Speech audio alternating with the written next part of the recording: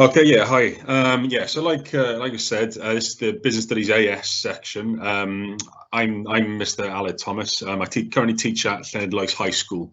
I've got about 11, 12 years worth of teaching experience of this subject. I started off teaching a bit in Birmingham, taught there for about 4 years, kind of like an inner city school, and then I ended up moving abroad and teaching at a British school in Madrid, in Spain.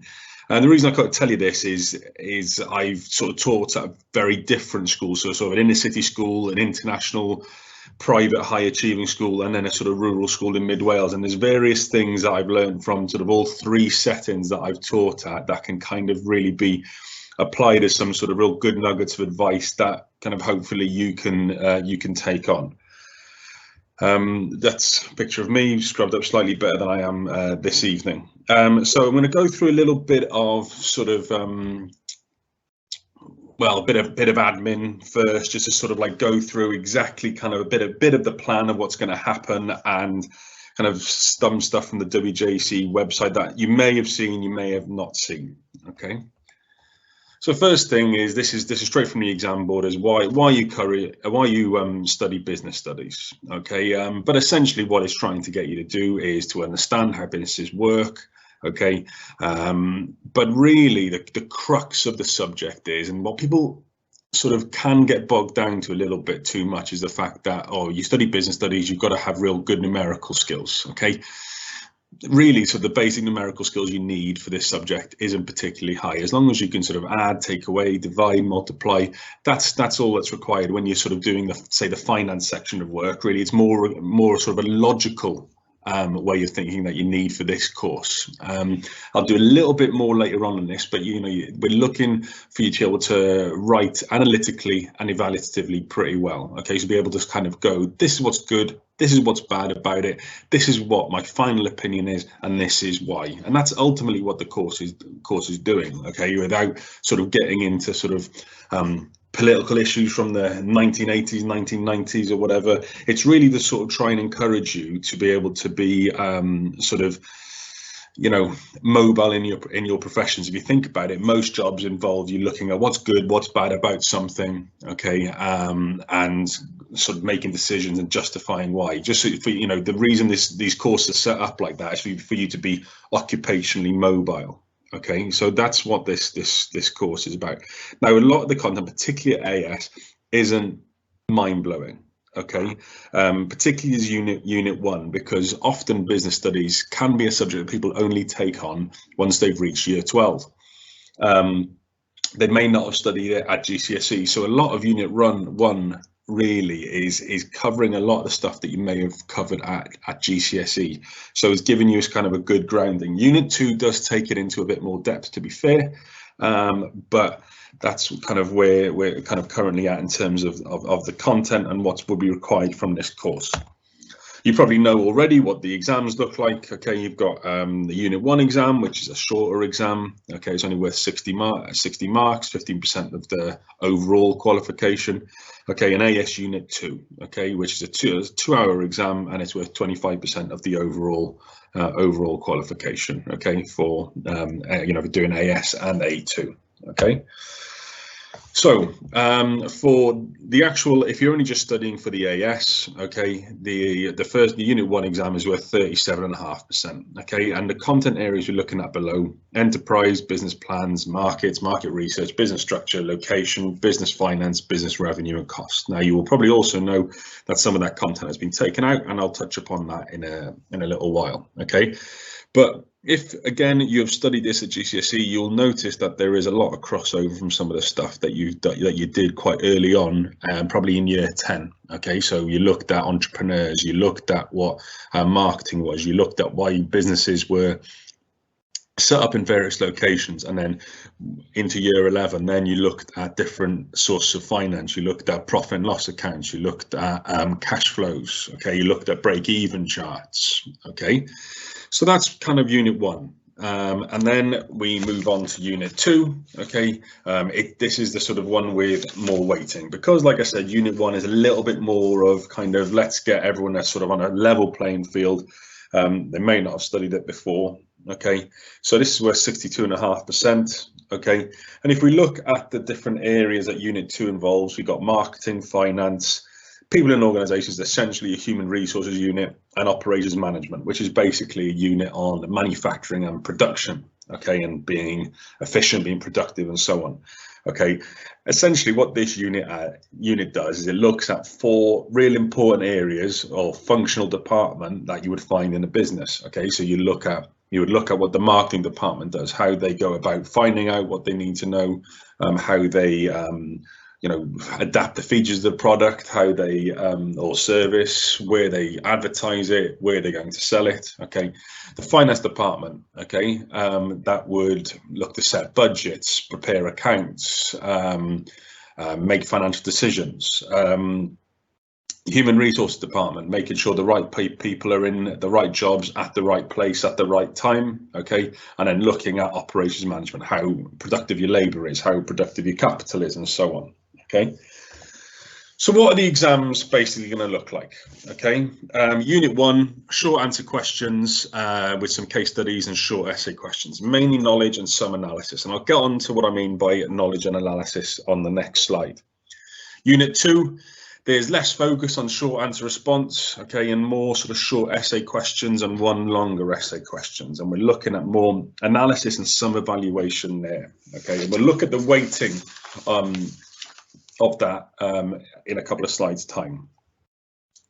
So essentially what your exam is built upon is on this structure. Okay, your teacher may have talked to you about it. Okay, it's called Bloom's Taxonomy. Okay, now if you ever go on to study being a teacher, I'm sure you'll get a few lectures on this, but just to sort of give you a bit of context of how we go about making sure that you are able to sort of answer correctly in your exam here.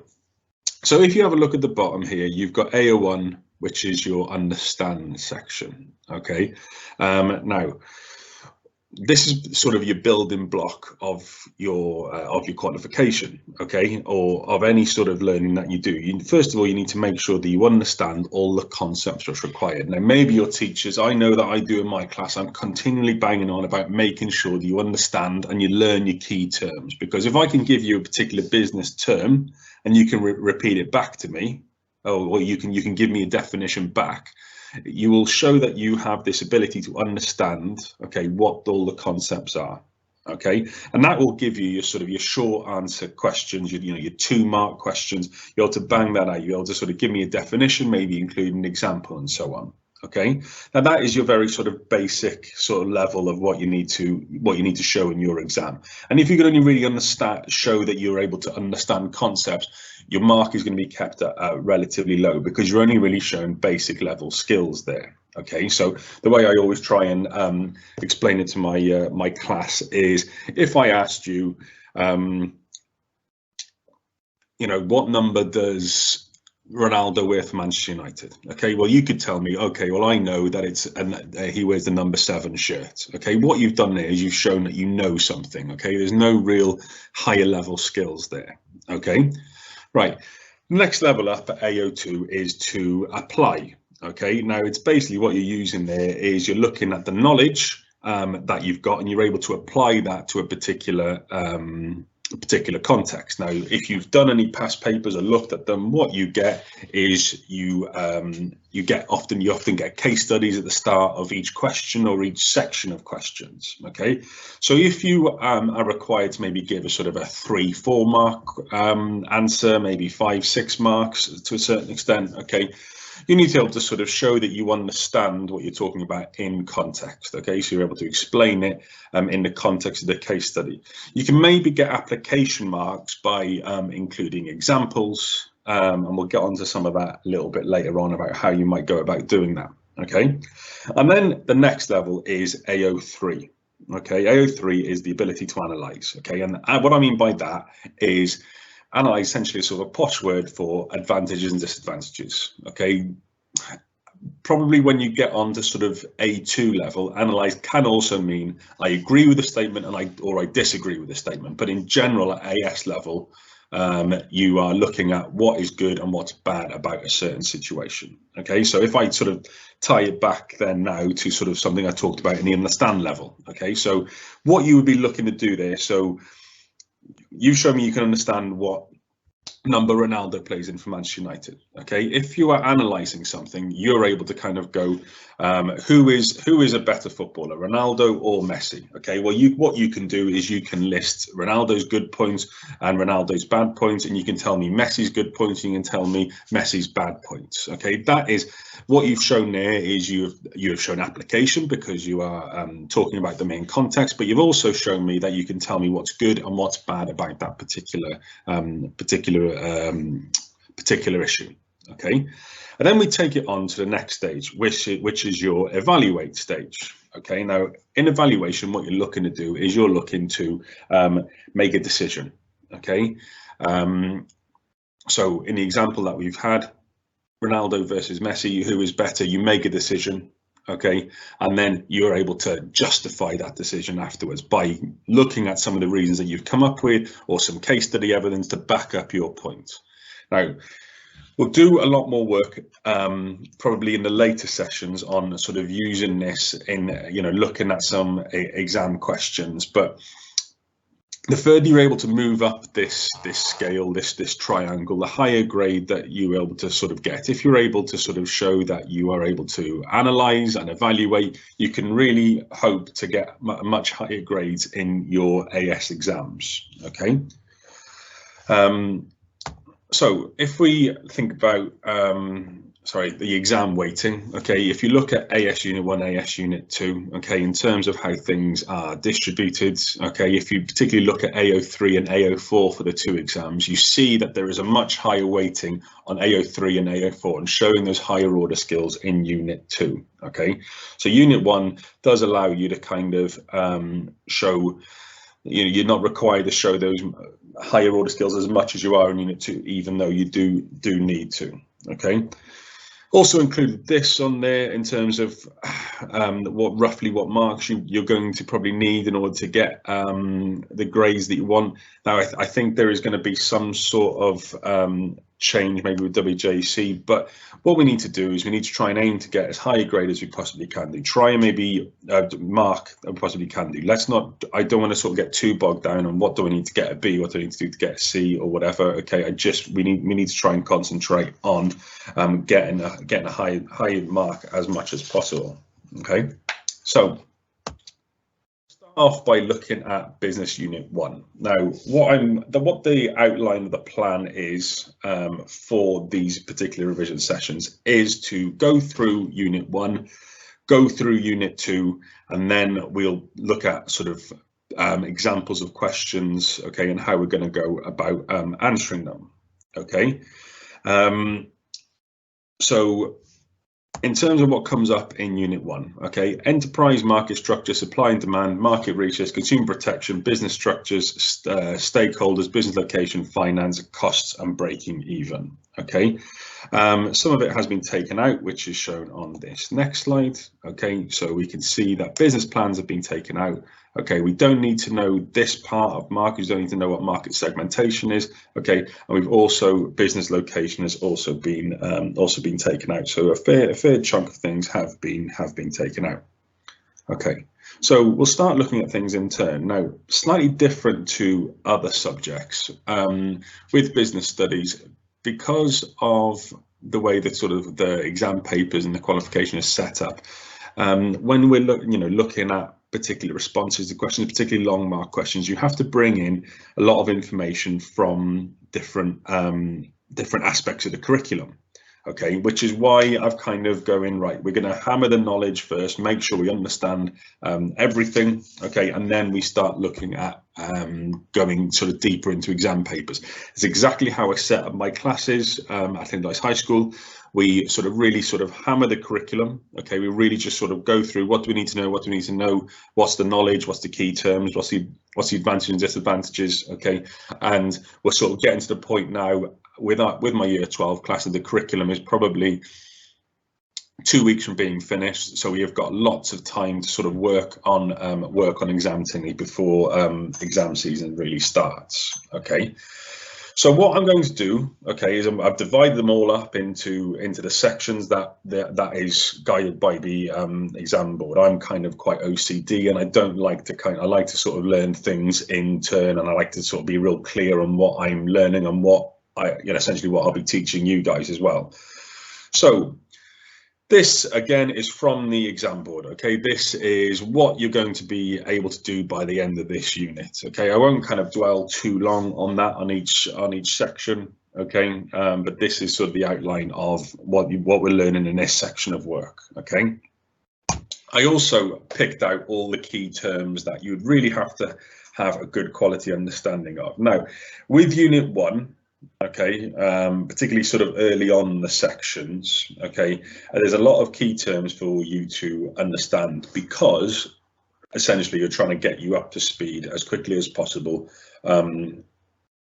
of what this qualification involves. Okay, so there's a lot of key terms for you to learn. Okay, now I'm not going to stop and go through each one. Okay, as was alluded to at the beginning, these recordings are going to be saved and available on the Carl & Cymru website, so you can kind of go back on here and you can pause and have a look through these key terms. Now, a lot of those key terms are pretty basic, and what would be good when you're revising, okay, is for you to be able to sort of look through these, okay, and go, yes, I know this, I know this, I know this, and then stopping at one that you don't know, looking at the definition and making sure that you have a good grasp of it, because not only that you might be required to sort of repeat what a definition is for, like, say, like a 2-mark question, okay, but you might also be well, it's also good to have a good grasp of business terminology. Okay, that is something that examiners are looking out for, but also it's going to end up saving you time. If you had to take some, like if we take primary sector here, okay, let's say you had to sort of write that out and explain. Okay, so you have to write down businesses that extract raw materials such as farming, fishing, coal mining, and so on. Okay, well, that was, if you didn't understand really what primary sector was, okay, that would take much longer to write. If you're just able to write primary sector business and move on, okay, and in these exams, seconds like that do build up. So having a good grasp of business terminology and knowing your key terms is going to not only set a real sort of good basis for your learning, but also save you time when you're actually doing your exams. Okay, so the key terms are going to appear at every different section that we go through. Now, I'm hoping that I will get through, a good chunk of Unit 1 by the end of this section, and hopefully by the end of Session 2, I'll be a good way through Unit 2 as well, so we can have a good chunk of time looking at particular exam papers. Okay.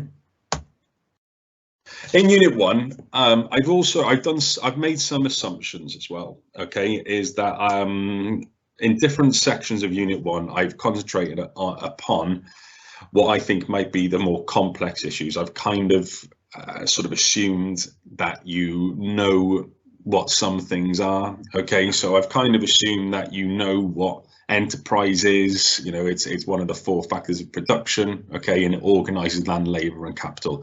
I kind of take an assumption that you know what a small to medium-sized enterprise is. Okay, that you know what a need and a want is. Okay, and you're able to sort of give me a good definition of what an entrepreneur is. Okay.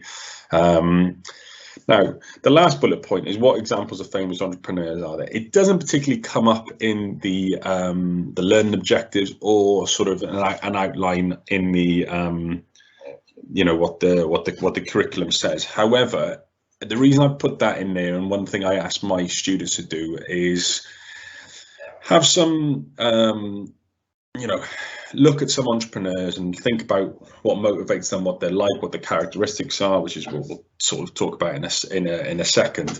Okay, because it can help give you some application marks. Okay, maybe you're given a case study on a certain entrepreneur, and you're able to maybe compare them to a famous entrepreneur. Okay, it's just going to help color in the information that you're trying to portray when you're writing your exam. Okay, and that really applies for a lot of things. So having good examples of ethical businesses, or just specific examples of stuff that's going to help you with some application marks. The application marks don't necessarily have to come from the case study. It can be coloured in by examples that you might have or you might have studied in class. Okay, so let's just go through some of the content that is maybe sort of a little bit more complex in this particular unit that we might need to sort of pause on for a second. Okay. So how do entrepreneurs go about finding different business opportunities? Okay, so it can be a load of different things. Okay, so they can maybe based off a hunch or something that they've seen, something they consider to be a gap in the market, be it sort of a global market, a regional market, or a local market. Okay, or what is being badly done by by local businesses, or what's sort of badly done in the in the product range that's currently being offered. Okay, so a good example would be sort of the hand dryers by Dyson. Those products were poorly done, okay, and they decided to sort of offer the Dyson Airblade. Okay, so it was a poor product that was able to be vastly improved. Okay, so it's really just about trying to recognize market needs. Okay, what is being done poor, what is not there. Okay, what have you maybe innovated, okay, and you recognize those gaps in the market that you can kind of exploit. Okay, so that's but there's a multitude of reasons where these opportunities can arise. Why do people start their own businesses? Ultimately, a lot of people do it just to make their own money. Okay, make money, gain a profit for the business they're using. A lot of people just want to be their own boss and make their own decisions and to have control over the direction of the business that they're operating in. Okay, maybe you simply just have a passion for doing so. Okay, so you can maybe argue that someone like Steve Jobs or Bill Gates, they were, particularly Steve Jobs, if you ever have an opportunity to sort of see the film Steve Jobs with Ashton Kutcher in it, and it's not fantastically acted, but it does give you an opportunity to kind of see that the fact that Wozniak and Steve Jobs are real sort of computer enthusiasts, and they turned that pastime into an opportunity, into a job, into a business, and they reap the rewards. Okay, so there can be a sort of, like I said, multitude of financial and non-financial reasons. Okay, sometimes it could be the fact that it maybe fits in with family life. Okay, or you are doing it for social or ethical reasons. You're starting up a social enterprise. Okay, and we'll talk about that kind of business structure in a little while. Okay, what characteristics, okay, do entrepreneurs have? What do they need? Okay, so that can be things like being a risk taker, being someone who's able to take initiative, someone who's an effective organizer. Okay, someone who's hardworking. There's loads of different characteristics, and this is where maybe knowing some examples of entrepreneurs benefits you, is because you can kind of go, this is Mark Zuckerberg, these are the characteristics that he displays. Okay, now what you'll notice with entrepreneur characteristics is there'll be a vast list of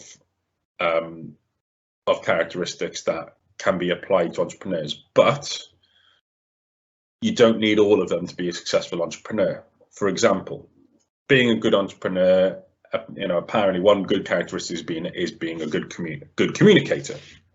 Mark Zuckerberg, as the example we're talking about, notoriously a poor communicator. Okay, now he is someone you could probably describe as innovative. Okay, someone who's able to take initiative. Okay, has a lot of perseverance. He's hardworking. Okay, he's very creative, very knowledgeable about the market he works in. Okay, and so certain entrepreneurs will certainly lean into certain aspects of certain entrepreneurial characteristics, but you necessarily don't, you definitely don't need them all. Okay, and certain ones will have certain levels of importance within certain markets. Okay, so why are entrepreneurs important? Okay, well, entrepreneurs run and start businesses. They organize the factors of production, land, labor, and capital. Okay, they create business opportunities. Okay, they create innovation through competition. Okay, now competition is an extremely important aspect for not only governments, but you as consumers as well. Okay, so consumers, competition creates better quality products for you as consumers because of innovation. Okay, but they also means that they can kind of undercut each other. Okay, in terms of prices. So not only are they improving the products that they're making, but hopefully they are making them cheaper at the same time. Okay, so they certainly encourage competition. So, the cynic in you could sort of say that entrepreneurs are there because it creates a better quality of life. It makes your money go further and gives you access to better quality products. Okay. Now, if you are often, okay, because we live in this age of consumerism where we all just buy stuff and things like that. Okay.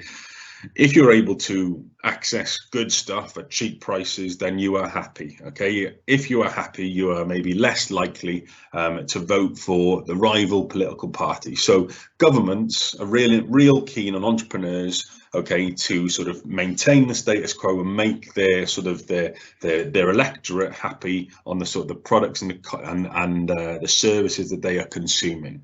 Okay, so you could say the governments are interested in doing that. Okay, but obviously also entrepreneurs begin businesses. Okay, now businesses are going to need people to work in them. Okay, now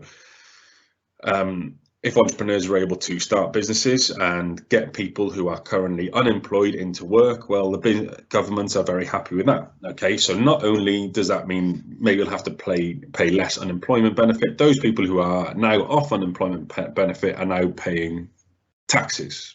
Okay, and also there are social issues that come along with being unemployed. Okay, so you start to see people are unemployed, you start to see a level of crime increase, you start to see much more of which creates pressure upon the police. Okay, a lot more health issues, maybe alcoholism, drug use and things like that. Okay, and that creates pressure upon the NHS. But so ultimately, if entrepreneurs can be encouraged to start businesses, take on labour. Okay, you start to see that businesses, governments are probably having to pay out less in social care and in unemployment benefits, and are generally just making money off taxation. Okay, and what sort of help is on offer? Okay, so government grants to maybe start up in areas of unemployment. Okay, there is advice that the certain government departments can offer. Okay, maybe entrepreneurial zones where maybe sort of tax rates are low or land rates are low. Okay, so that's one that's one of the questions that that might come up. Okay, and then stakeholders do come up again and throughout unit 1 and unit 2. Okay, so who are the different stakeholders? Okay.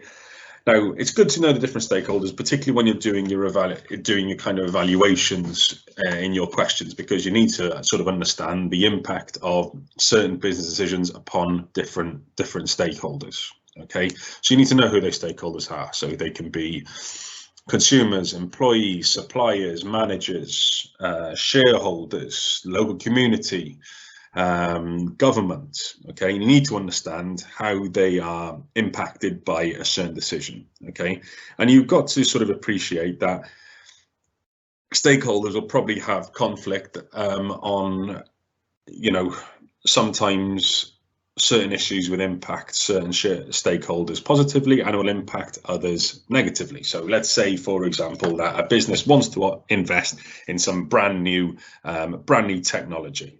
Okay, some brand new machinery. Well, that's hopefully going to make the products that you're going to receive as consumers a lot more consistent, higher quality. So you as a consumer is definitely benefiting. Okay, and then we consider the shareholders. So even though there might be sort of short-term costs, in the long term, hopefully these machinery will replace labour costs, and in the long run should lead to less cost and ultimately more profit. Okay, so shareholders are impacted pretty positively by taking on some brand new machinery. However, the employees, okay, are potentially going to be made redundant, lose their jobs, need retraining or so on, and they are impacted negatively. Okay, so there's always going to be this clash. The most obvious clash that always comes up is basically that any decision that leads to greater profit ultimately is down to cutting down in costs. Okay, and that kind of impacts a lot of different stakeholders negatively. Okay, so if you think about ways a business can cut costs, switching to a different supplier, well, that's going to impact that supplier negatively. Maybe the different supplier that's being offering, there's less quality in the components they're being supplied with. So what you start to see is the end finished good that the consumer is getting is subpar for what they would like. So that's that's why you need to know what the stakeholders are and how they are impacted, either sort of positively or negatively. Okay, so that is that section on entrepreneurs. Okay, so we can now move on to our Unit 1, Section 2. Okay, so we're sort of moving through them relatively quickly. Okay, so again, by the end of this unit, and you see the stuff in red has been taken out. Okay, so we don't need to know what segmentation is. Okay, all right, but we need to look at local, global, mass, niche markets. Okay, we need to understand different market structures from perfect competition to monopolies. Okay, and why consumers need protection. Okay, again, these key terms, again, I'm not going to pause on them all. Okay, you can kind of come back to this, pause it, and kind of go through some of the key terms that you maybe are not sure of. Okay, so basics from this section that I'd sort of like you to make sure that you know. First of all, what is a market? Okay, so market, buy and sell, where buyers and sellers come to meet. Okay, so you've got the real sort of traditional market. If you're thinking back to sort of, if you watched Peaky Blinders last night, you've probably seen a few market stalls there. Okay, and that would probably be the traditional way of viewing a market. Okay, and then now we kind of moved on. Okay, to sort of say the age of sort of shopping malls and supermarkets. Okay, probably in the sort of 70s, 80s, 90s. Okay, and this is where people, buyers and sellers came to meet. Okay, whereas now there is sort of a multitude of places where buyers and sellers do meet. Okay, so it's not just on these businesses to consumer kind of businesses. Okay, where you would walk into a physical shop and buy your goods. Okay, you can now buy from businesses directly online. Okay, you can now sort of buy from sort of individual small businesses just off Etsy, or you can buy other people's property on Facebook Marketplace or eBay, or these are essentially where you as a buyer, okay, you can go and meet different sellers and to buy those goods and buy the things that you want. Okay, what's the difference between a product and a service? A product is obviously something physical you can touch and you can use. Service might be something, I don't know, like window cleaning or getting a massage. Okay, so it's not something real sort of physical that you can kind of keep hold of and have possession of. Okay, but it's something that is done for you. Okay, what's the difference between B2C and B2B? B2C is business to customer. Okay, so often your experience as a business is as a B2C. Okay, where you maybe go on to a shop online, or go into Tesco's, or go into H&M, okay, and buy your goods. Okay, but the other kind is B2B, business to business. Okay, so this is where a supplier provides components to other businesses to maybe make their product. Okay, all right, so you need to understand the difference between the two. I've already touched upon competition. Okay, and what the benefits of competition is. Okay, so that's going to feature relatively heavily when we're talking about our different market structures: monopolies, oligopolies, perfect competition, and monopolistic competition. Okay, so different types of markets. Okay, we've got local markets, global markets, seasonal markets, and trade markets. Okay, In terms of the understanding of this is a real kind of more of a like a key term kind of knowledge-based understanding of this one. Okay, there's no real requirement for you to kind of understand the sort of there's no advantage disadvantages here. So a local market where customers only travel a short distance. Okay, so you can probably think of a lot of maybe like local cafes, or maybe where you get your haircut, or a local greengrocer or something like that. Okay, pretty easy to access and usually pretty small. Okay, these are kind of local shops that maybe go into your local village, your local town, and they only really operate within that local area. They're not a sort of national or regional chain at all.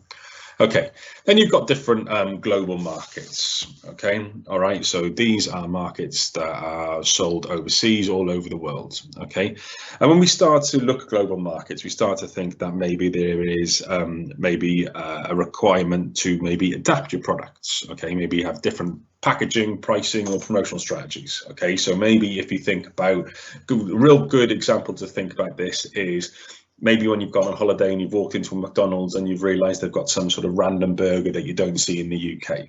Okay, you know, like I used to, like I said, I used to live in Spain, and they used to have this Iberico burger, which had sort of like it was sort of more of a ham-based one because it suited the local taste a lot more. They had a wider range of salads because that's what the Spanish were after. Okay, you'll also maybe, you know, one that you might see a bit closer to home. Okay, so like the FIFA video games, for example, they'll often have one global star that appears upon all the video games. So maybe like Ronaldo, Messi, Mbappe, or whatever will appear on all the ones. You know, ones are international stars. But then if you know, almost every single country has kind of like a local star also appearing on the front of that FIFA 22. So I think a couple of years ago, you know, I think we had Jordan Henderson appear on the front of it with Messi. Okay, because it appealed to the English/British market. Okay, I don't think there's a FIFA 22 for Wales with Bale on the front of it or anything like that. But you know, they sort of adapt the products, sort of meet the local needs. Okay, and why businesses decide to operate globally as opposed to locally. Okay, there is, you know, much higher potential for earnings. Okay, you can spread risks. So let's say that your business starts to become unfashionable, or you know, is losing demand. Okay, you've still got multiple markets, multiple geographical markets you can operate in. Okay, so again, I'll use an example of living in Spain. There used to be this shop in the UK called the C&A, where you used to sort of go and buy like school clothes and stuff like that. Okay, well, I think that probably shut in sort of the early 2000s in the UK. Okay, it's actually a Dutch brand from what I know, but they were relatively popular in Spain. Okay, so they've spread risks, okay, by having multiple geographical locations of that particular store. So to be honest, it was seen as relatively naff in this country, where in Spain it wasn't necessarily the case. Okay, saturation of the home market. Okay, where maybe they've got a vast amount of competition, where they are, you know, set up at the beginning, so they've sort of decided they're going to go and exploit an opportunity abroad. Okay, where they haven't got the same level of competition. Okay, they want to benefit from economies of scale. Okay, economies of scale is basically the benefits of becoming larger. I'll leave it at that definition for now. Okay, we'll probably go into a bit more depth when we go into unit 2, but economies of scale is essentially the benefits of becoming larger and lowering your average cost. Okay, it might also seem like a strange motivation, but maybe to survive. Okay, maybe because your home market is so saturated. Okay, unless you go abroad, okay, you might not be able to survive going forward. Okay, trade markets. Okay, so these are basically any business to business and operate in supplying components, or just in the general supply chain of making products. Okay, you've also got seasonal variations, seasonal markets. Okay, you know, you see it all the time. Okay, so at the moment you can probably see that all the Easter eggs are out. Okay, and then after that it'll be all kind of get ready for summer, get your barbecue stuff out, and then after that it'll be back to school, and then after that it'll just be the build up to Christmas, and that seems to be the continuous cycle of sort of how shops kind of market themselves. Okay, and why they occur. Okay.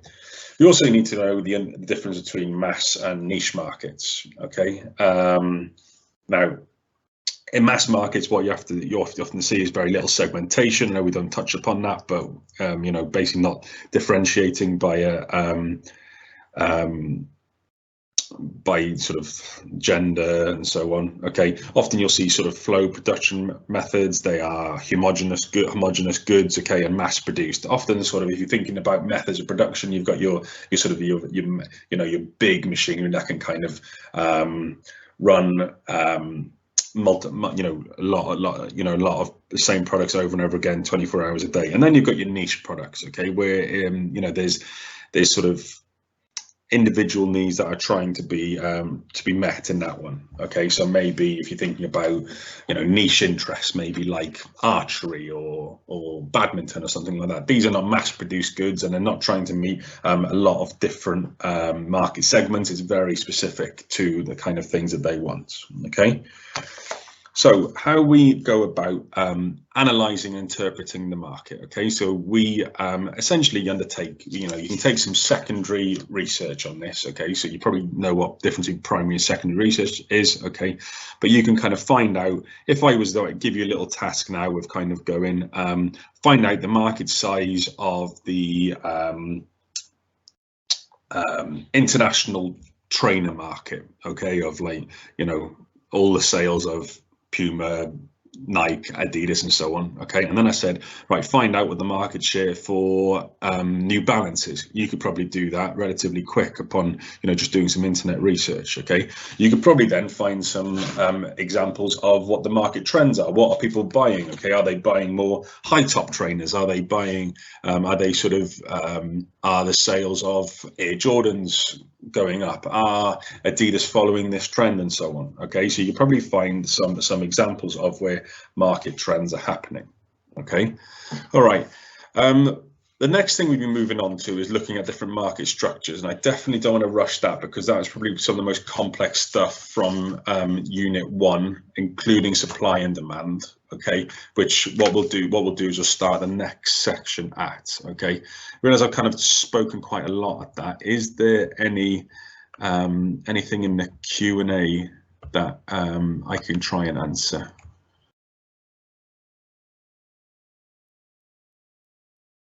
Free published questions. Okay. Okay. All right. Okay. So just some from the moderator. Okay. Perfect. Okay. Well, I'll just stop sharing my screen. Okay.